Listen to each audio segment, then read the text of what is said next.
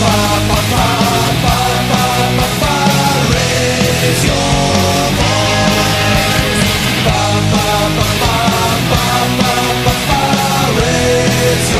voice. Hey everybody! I decided to start a new show. I'm starting this new show, Raise Your Voice, because I'm sick and tired. Today I want to discuss a healthcare situation. I'm sick and tired of yelling at, like I said, the people who can't do anything about the situation, who are simply just pawns set up to be yelled at even though they have no power. So let's get on with it. I want to talk about my medical situation. I've been disabled for 20 years.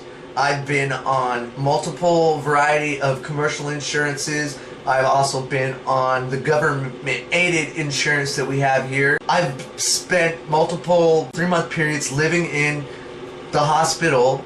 January 21st, 1991 is when I was diagnosed with juvenile dermatomyositis that eats away at your muscles basically. And I've been taking different meds for 20 years to deal with the inflammation, to deal with the fatigue, and to deal with the pain.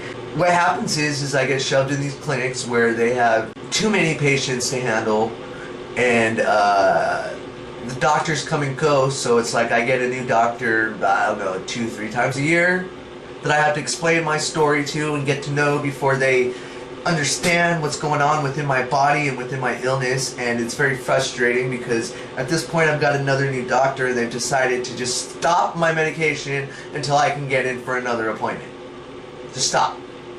I went to call to make an appointment today. They are going to give me an appointment for April 19th. Pharmaceutical companies, big government, insurance companies, stop ripping us off of our money, stop ripping us off of our health. I come from a long background of dealing with this problem. I was on many commercial insurances when I was first diagnosed, and they didn't want to have anything to do with me. Even though my parents had paid their insurance, they didn't want to have anything to do with me. They didn't want to cover anything. They sent me to multiple doctors that misdiagnosed me and sent me home with pointless meds that didn't work, and they didn't want to get a correct diagnosis because they would rather just let me die, because they knew that a correct diagnosis would mean a long-term, lifelong of them covering my medical problems. And they didn't want to do that, so they tried to cut me from the beginning and just let me. Now, due to my mom fighting, talking to lawyers who told her they couldn't do anything she wasn't already doing, which was more than the average person could do, especially for the disabled, who as adults when they're disabled have to deal with these problems themselves. They make us be doctors, lawyers, and every other thing to try and get things taken care of, because they want to fight us until everything is taken away, until they only have to cover band-aids and splints. All you healthy people who are counting your eggs before they hatch, guess what? You are not going to be healthy forever. And I'm going to tell you right now, they won't have your back when it happens. You will not be covered. They will find whatever way to deny you that they can, and they will fight you until you give up and let yourself rot and die. That is their job. That's what they get paid to do. They get paid to do that. You're going to find that they're not there for you, because that's what I found, alright? I had more than one commercial insurance. Every commercial insurance I had denied whatever they could. I was dying in a hospital bed, and they sent in an HMO doctor to sign me out to go home to die. Then my mother had to quit her job to take care of everything to try and make sure that things got covered, which made her insurance run out.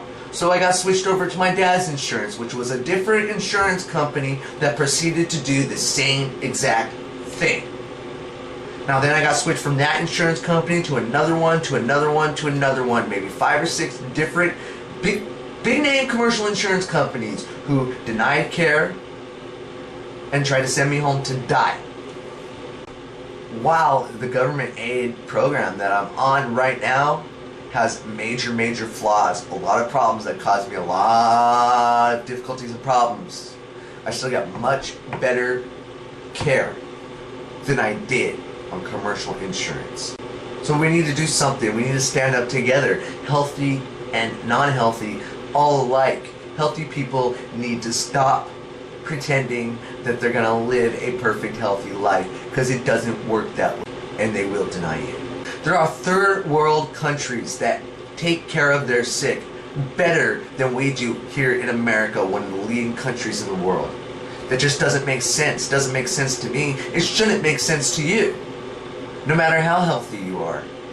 They wait till you're chronically ill and you can't take care of yourself, and then they deny you. So you're too weak and too destroyed to fight. Now there's many of ugly issues like this. Many of them. This is just one, and that's why I'm starting this show, Raise Your Voice. Because it's time for all of us to raise our voice and get something done. In this new millennium, in this new decade, in 2011, this should not be happening. People should not be being left to die because other people don't want to take care of them. I mean, no matter what excuse you try to come up with, there's no good excuse to not take care of your people. If you don't take care of the sick, they will never be able to work. They will never be able to contribute to this economy or this society. They'll never be able to do that. They will just be sick and die. That's medieval stuff right there. Aren't we beyond that? So raise your voice. Don't stand still. Down there, post a video response with you raising your voice. Comment below, raise your voice. Let them know that we're not going to take it anymore. Raise your voice. Raise your voice. Raise your voice. Raise your voice. Raise your voice. Raise your voice. Raise your voice. Now they're lining their pockets with billions of dollars.